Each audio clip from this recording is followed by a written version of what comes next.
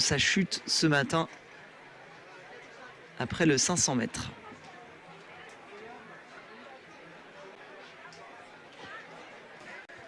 Lancer de patin qui n'a pas forcément très bien tourné et ensuite le visage qui a terminé prix. Déjà dans cette série il y a de sacrés clients. L'italien Luciano Siringo également aussi sera là.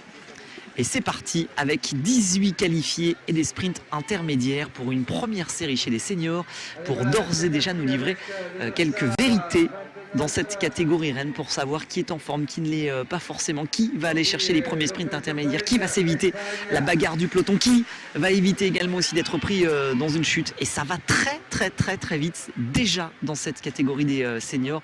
Dès les premiers coups de patin, on voit bien que les patineurs sont les uns derrière les autres et qu'ils sont tenus en respect par la vitesse avec des sorties de virage qui sont très larges à l'extérieur. Ça c'est signe d'une certaine vitesse, on doit rouler à peu près une quarantaine de km/h. Je suis juste au bord de la piste pour prendre un petit peu visuellement la sensation de ce qu'on peut voir, de ce qu'on peut sentir, et on voit bien que les garçons vont vite, très vite, en collant littéralement la balustrade à la sortie du virage. Et c'est notamment, voilà l'accélération qui est proposée par Elton de Souza qui va directement chercher la première qualification. Elton de Souza va chercher avec sa combinaison verte et ses couleurs bleues. Elton de Souza qui est en tête, qui a glissé un petit peu juste au milieu du virage comme beaucoup de patineurs depuis tout à l'heure. Elton de Souza qui est en tête pour le moment, qui va aller chercher la première qualification. Il était extrêmement bien placé, il est en deuxième position, on connaît sa pointe de vitesse. Elton de Souza qui n'est contesté par personne. Elton de Souza qui va chercher sa qualification assez facilement. Voilà, Elton de Souza qui va carrément terminer main sur les cuisses. Voilà, il vient de passer devant nous à l'écran. Le peloton qui n'a absolument pas réagi et qui sait très bien que si on n'emboîte pas le pas à Elton de Souza, eh bien c'est chose et peine perdue. Qualification au premier sprint intermédiaire d'Elton de Souza. Le voilà donc directement client pour la finale de ce soir, l'un des grands favoris de l'exercice. Quentin Giraudot notamment s'était porté aux avant-postes à l'instant. Et puis, oui, Pachi Pelloua avec son dossard numéro 9.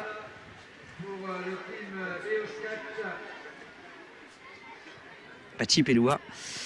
Team Eosket. Nolan Bediaf en première position également aussi qui est en train d'emmener Pachi Pelloua peut-être pour aller préparer le prochain sprint intermédiaire.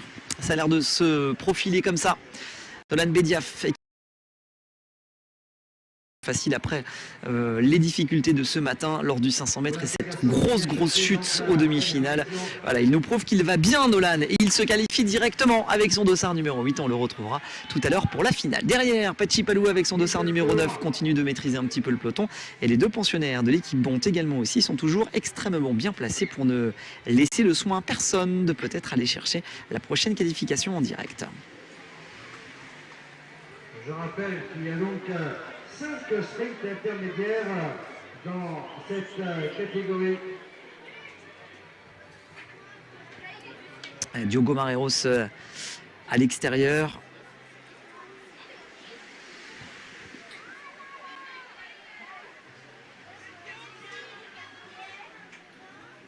Flanqué de Martin Diaz. Les deux Portugais du team Bont International qui sont ensemble, vous voyez, avec les casques rouges à l'extérieur, les deux Portugais qui avaient su créer la surprise l'année dernière au Trophée international des 3 pistes et qui cette année aussi sont bel et bien présents. Allez, Pachi Pelloua peut-être en première position pour aller chercher la prochaine qualification. Ouais, j'ai l'impression que Pachi est en train de se préparer une petite qualification. Derrière peut-être. Est-ce qu'on va aller chercher? Non, on va pas chercher derrière. Hein. Quentin Giraudot avec son dossard numéro 2 ne va absolument pas chercher. Il laisse Pachi Pelloua aller se qualifier. On ne conteste pas beaucoup pour le moment les initiatives pour aller se qualifier. Quentin Giraudot bien trop intelligent sur les patins pour savoir qu'on ne va pas mener grosse bataille avec Pachi Pelloua qui est un très gros sprinter qui fait partie des meilleurs patineurs mondiaux.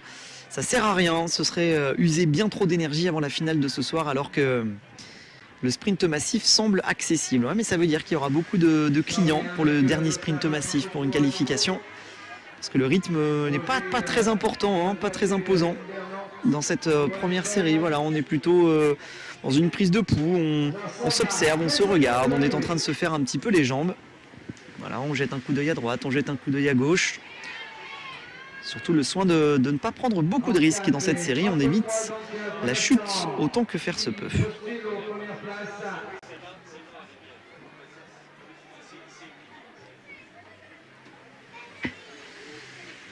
On accélère un petit brin pour le moment aux avant-postes avec notamment le dossard numéro 34 C'est Victor Martinez, l'Espagnol.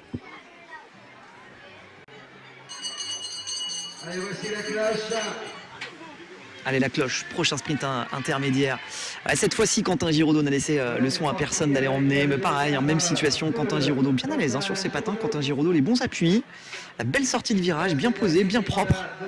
Qui laisse augurer de belles choses pour la finale de ce soir pour Quentin Giraudot qui porte les couleurs du team international Powerslide. Le peloton s'est reformé derrière avec notamment le dossard numéro 65 qui est aux avant-postes. 9 tours de l'arrivée. À 9 tours maintenant de l'arrivée dans ce 5000 mètres qui était proposé. Avec un rythme assez serein, assez constant. Pas de folie pour le moment, un paquet extrêmement serré. Quasiment aucun patineur qui n'a pris vraiment de trous.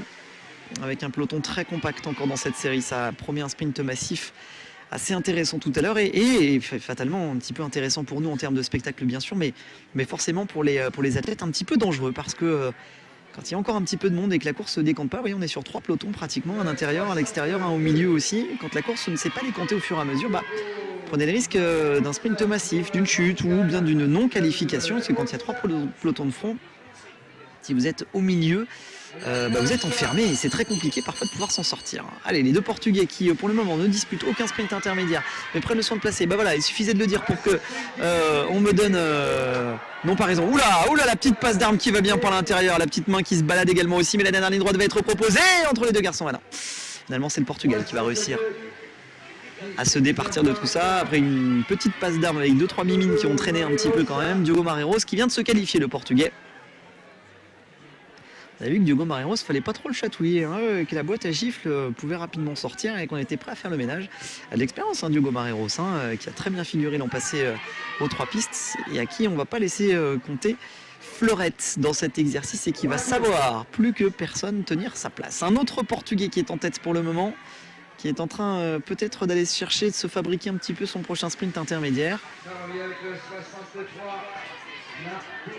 Martin Diaz qui est en train de durcir un petit peu le ton dans le peloton, en fait de se construire un petit peu. Martin Diaz qui va accélérer à 2 tours de l'arrivée. Martin Diaz qui a compris qu'à 2 tours de l'arrivée il valait mieux ne pas rester dans l'essentiel du paquet pour se faire enfermer, qu'il valait mieux construire le sprint final devant avec un rythme assez enlevé. On est encore loin d'être à fond, on est loin de mettre tout ce qu'on a encore dans le moteur pour le moment. Voilà la cloche, sprint final, arrivée massive, dernier tour et il n'y aura pas de la place pour tout le monde. Martin Diaz qui est bien, qui s'est fabriqué son dernier tour, tranquillement, à l'abri des chutes, à l'abri des éventuels mégards, des mésaventures qui pourraient lui arriver. Martin Diaz qui vient se qualifier assez facilement et le reste du peloton derrière qui vient aller chercher sa place pour la finale de ce soir. Première série relativement calme et sereine, tous les favoris ont répondu présent à l'appel et dans cette première série seront de la partie ce soir, y compris Darren de Souza que vous voyez à l'extérieur de l'écran qui est en train de se baisser pour desserrer ses patins, y compris Darren de Souza. Vous pourrez compter sur eux tout à l'heure pour la grande finale du soir. Deuxième série des seniors à suivre avant tous ensemble d'entamer la grande vague des finales, à commencer par les petites catégories et notamment les mini et super mini.